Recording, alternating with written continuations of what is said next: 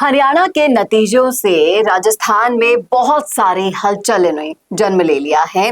उन्हीं में से एक राजनीतिक हलचल ये है, लोगों के मन में भी यही सवाल है कि इतने दिग्गज नेता यानी कि गोविंद सिंह डोटासरा से लेकर हनुमान बेनीवाल से लेकर सभी लोगों ने अपना एडी से चोटी तक का जोर हरियाणा में लगा दिया था अपने अपने पार्टी और पसंदीदा प्रत्याशी के लिए, लेकिन फिर भी क्यों हो गए वो फेल। ये एक बहुत बड़ा सवाल यहाँ पर खड़ा होता है उनकी परफॉर्मेंस पर। तो इसका जवाब आज हम इस वीडियो में देने वाले हैं, इसलिए ये जानने के लिए जुड़े रहेगा आखिर तक हमारे साथ। नमस्कार, मैं हूं चेतना शर्मा। आप देखना शुरू कर चुके हैं संवाद भारत का, भारत के लिए, और इस मुद्दे पर बातचीत करने के लिए मेरे साथ मौजूद हैं हमारे editor in chief Varun Bhansali ji. Varun sir, जिस तरीके से हरियाणा की जीत से उत्साहित हो गए हैं बीजेपी के कार्यकर्ता से लेकर नेता, वहीं दूसरी तरफ हतोत्साहित हो रहे हैं कांग्रेस के कार्यकर्ता, और इस हार का मंथन हरियाणा से लेकर राजस्थान तक अलग अलग तरीके से चलता रहा है। लेकिन मैं ये जानना चाहूंगी कि जिस तरीके से गोविंद सिंह डोटासरा से लेकर हनुमान बेनीवाल तक बड़े दिग्गज नेता जाटलैंड में गए, प्रचार किया, रैलियां की, फिर भी फेल क्यों हो गए? देखिए, सोशल इंजीनियरिंग सबसे बड़ा मसला है। चाहे वो राजस्थान में लोकसभा चुनाव में कांग्रेस का अच्छा करना हो या हरियाणा में विधानसभा चुनाव में कांग्रेस का बुरा करना हो, सबसे बड़ा रीजन सोशल इंजीनियरिंग का है जो सामने आया है। और क्योंकि कांग्रेस हुड्डा के प्यार में पूरी तरह से ये भूल गई थी कि अगर पूरे चुनाव को सिर्फ और सिर्फ जाट कर दिया है तो गैर जाट का क्या होगा, और उसी की वजह से हुआ ये कि हुड्डा सेंट्रिक करने की वजह से एक तरफ तो आपसे गैर जाट वोटर दूर हो गए, दूसरी तरफ जो कांग्रेस के अंदर गैर जाट दूसरे लीडर्स थे, जो बड़े लीडर्स थे, वो अलग हो गए। चाहे वो सुरजेवाला की बात कर लो या फिर आप कुमारी शैलजा की बात कर लो, तो वहां पर उन्होंने भी अपना दमखम नहीं दिखाया। जनता में भी जो गैर जाट वोटर्स थे वो भी पूरी तरह से डिवाइडेड हो गए, क्योंकि उन्हें समझ में आ गया कि ये गैर जाट लोगों के साथ तो भेदभाव ही करने वाले हैं। जब वो अपनी लीडरशिप में ये भेदभाव कर रहे हैं, जब वो अपने कार्य क्षेत्र में भेदभाव कर रहे हैं, तो फिर आगे भी होने ही वाला है। और इसलिए बीजेपी ने यह देखा कि जाट और गैर जाट दोनों तरीके से उनको पूरा का पूरा मैंडेट मिले, और इसलिए उन्होंने, आपने देखा होगा कि मनोहर लाल खट्टर को लास्ट मोमेंट पर हटाया था और नायब सिंह सैनी को वहां पर दिया था। उसके बाद ये भी बातें आई कि क्या नायब सैनी जो है वो सिर्फ दिखाने के लिए सीएम है, सुपर सीएम क्या खट्टर ही है।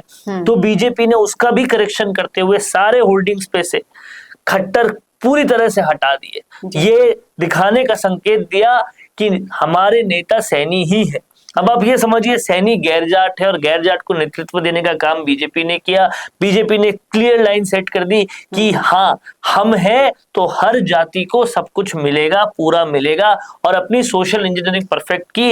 यही एक वजह थी, सबसे बड़ी वजह थी कि जाटों का प्रचार नहीं चला, चाहे वो हनुमान बेनीवाल हो, चाहे वो गोविंद सिंह डोटासरा हो। जब अंदर के जाटों का प्रचार नहीं चल रहा, हुड्डा का प्रचार नहीं चल रहा, दीपेंद्र हुड्डा का प्रचार नहीं चल रहा, तो बाहर के यानी कि राजस्थान के जाटों का तो क्या प्रचार चलेगा? लेकिन आपको नहीं लगता कि जिस तरीके से कांग्रेस जाटों और जाट की राजनीति में उलझ के रह गई, वहां पर बीजेपी का ये जो साइलेंट तरीके से जो रणनीति बनाना था, गैर जाटों को अपनी साइड करना था, वो बहुत ही ज्यादा कारगर साबित हो गया। वो बहुत ही ज्यादा कारगर में क्यों नहीं किया? वो बहुत ही ज्यादा कारगर साबित हुआ, और उसके साथ साथ कहीं ना कहीं आरएसएस को भी पूरी तरह से तवज्जो देना, आरएसएस को मनाना, आरएसएस के जो लीडर्स रूठे हुए थे उनको महीने भर पहले मना लिया, और वो जाकर कई लोगों के घरों में रात रात भर सोए बैठे, उनके साथ नाश्ता किया, उन्हें पूरी तरह से समझाया।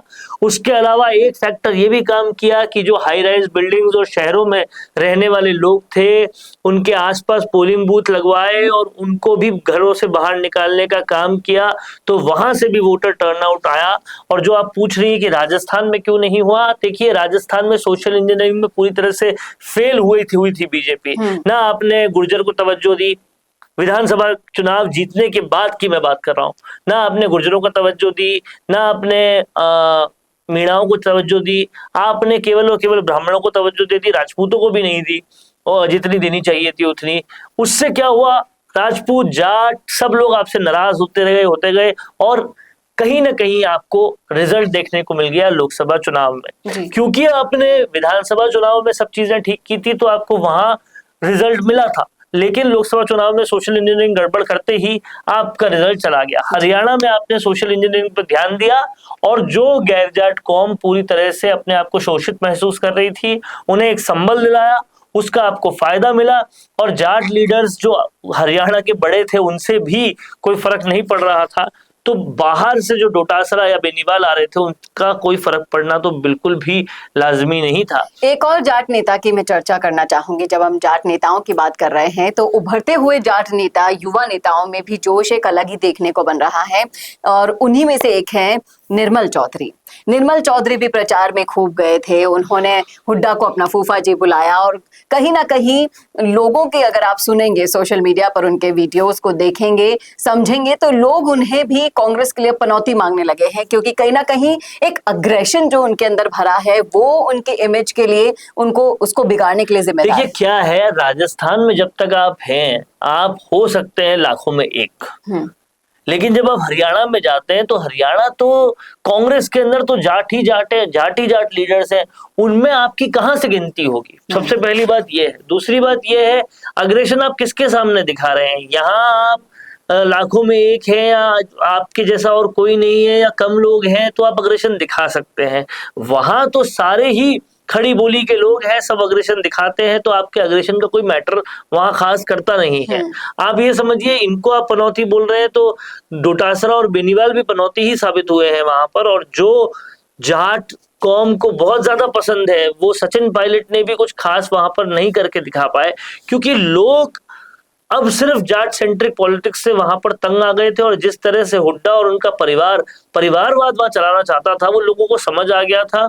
और बहुत तरीके से बीजेपी में आरएसएस ने जिस तरीके से हर घर में अपनी बात पहुंचाई थी, पूरा एक पर्चा लेकर वो गए थे, उस पर्चे में बहुत सारे पॉइंट्स लिखे हुए थे, उन पॉइंट्स को सिर्फ पर्चा देने पर अपना इतिश्री कर ले ऐसा उन्होंने नहीं किया। उनको समझाया, हर एक जने को समझाया कि अगर आपकी यहाँ ऐसी सरकार आती है जो कि गैर जाट और जाट दोनों को तवज्जो देगी तो क्या क्या हो सकता है, और अगर परिवारवाद वाली सरकार आती है तो क्या होगा। उन्होंने, लेकिन ये जो परिवारवाद की जो सोच है वो ना सिर्फ बुजुर्ग नेताओं में बल्कि युवा नेताओं में भी देखने को मिलती है। अभी मैंने एक वीडियो देखा निर्मल चौधरी का ही, मैं बता रही हूँ आपको, हरियाणा के विधानसभा चुनाव में जब वो प्रचार करने गए थे उसमें वो बोल रहे हैं कि हमारी ताकत इतनी होनी चाहिए कि हमारा वर्चस्व इतना होना चाहिए कि सरपंच से लेकर मुख्यमंत्री तक सिर्फ हम ही हम हो। यानी कि इस जाटवादी सोच से ये ना तो युवा आगे निकल पा रहे हैं ना बुजुर्ग आगे निकल पा रहे हैं, तो कैसे विकास करेंगे। इसी से डर के तो जनता ने उन्हें नकार दिया, पूरी तरह से नकार दिया। और कहीं ना कहीं बीजेपी को तीसरी बार, ये हरियाणा के इतिहास में पहली बार हुआ है कि 3 बार एक सरकार बनी है। और कहीं ना कहीं गुजरात के बाद अब हरियाणा एक ऐसा राज्य बनता जा रहा है जहां एक छत्र राज बीजेपी का हो सकता है। और जिस तरीके से बीजेपी ने वहां डिलीवरी भी दी है, बीजेपी ने उस पर्चे में जो आरएसएस का पर्चा था या और जगहों पर जो चीज समझाई वो यही समझाई कि दूसरे शहरों को, दूसरे स्टेट्स को हरियाणा के करीब लाने वाला, अच्छे हाईवेज बनाने वाली कौन सी सरकार है। और इस तरह से कई सारी बातों को समझाकर ये बताया गया कि अगर आप परिवारवाद वाली सरकार को लाओगे तो बहुत दिक्कत हो जाएगी। जैसा कि आप सबको पता है कि आरएसएस कभी भी किसी पार्टी का नाम नहीं लेती, नहीं ये कहती कि आप बीजेपी को वोट दें, वो सिर्फ हिदायत देती कि अगर आप परिवारवाद वालों को वोट देंगे तो ये होगा, राष्ट्रवाद वालों को वोट देंगे तो ये होगा, और पूरी तरह से समझाते हैं। उसके बाद लोग वोट देने जाते हैं। और कहीं ना कहीं आरएसएस के भी कई लोगों का बयान मैंने सुना था, उन्होंने साफ साफ कहा कि हमने अपना काम कर दिया, सरकार बन गई है, अब इस सरकार को आगे चलाना कैसा है वो सरकार को देखना पड़ेगा। बीजेपी को देखना पड़ेगा। ये आरएसएस की बहुत बड़ी खूबी है, वो अपना काम करके पूरी तरह से आगे सौंप कर चले जाते हैं। और तमाम सारे जाट नेताओं को भी अब ये सोचना होगा, समझना होगा, अपनी मानसिकता से लेकर रणनीतियों तक में बदलाव करना होगा, क्योंकि जनता अब बहुत समझदार है और जिस जनता के वोट से आप सरकार बनाते हैं उसको आप बरगलाएंगे, उनको आप लॉलीपॉप पकड़वाने की कोशिश करेंगे तो वो इसी तरीके से नतीजे पलटकर आपका मुंह बंद कर सकते हैं। समझना होगा सब लोगों को कि जिस तरह से राजस्थान में घनघोर ब्राह्मणवाद की वजह से बीजेपी डूब रही है, वैसे ही घनघोर जाटवाद की वजह से कांग्रेस हरियाणा में डूब रही है। इसलिए किसी भी एक समाज एक जाति को ओवर तवज्जो देने से काम नहीं चलेगा। आपको हर जाति को, हर समाज को खुश रखना पड़ेगा और तभी आपको चौतरफा वोट मिल पाएंगे। तो ये तो थी हमारी राय इस मुद्दे पर। अगर आपने सुना है पूरा वीडियो तो आप भी बताइएगा जरूर, आपका क्या सोचना है, क्या कहते हैं आप, लिखिएगा जरूर कमेंट बॉक्स में अपनी राय। कैसा लगा वीडियो ये बताना ना भूलेगा और ऐसे ही और वीडियोस के लिए देखते रहिए संवाद भारत का, भारत के लिए। नमस्कार। Hi, I am Varun. Trending video creation is my passion and I have an experience of 15 plus years in this. Nowadays, I have observed that videos in natural background like in gardens, restaurants or cafeterias, in conference room or hotel lobbies, etc. are getting more engagements and clicks. I myself created few and they worked so well. If you are also looking for an engaging video in this type of natural background for your business promotion, I am here to help you out. My packages come with variety of services like image insertions, clip insertions, logo insertions, text overlays, etc. Go check them out now. Feel free to ask anything before ordering with me. Hope we join hands soon.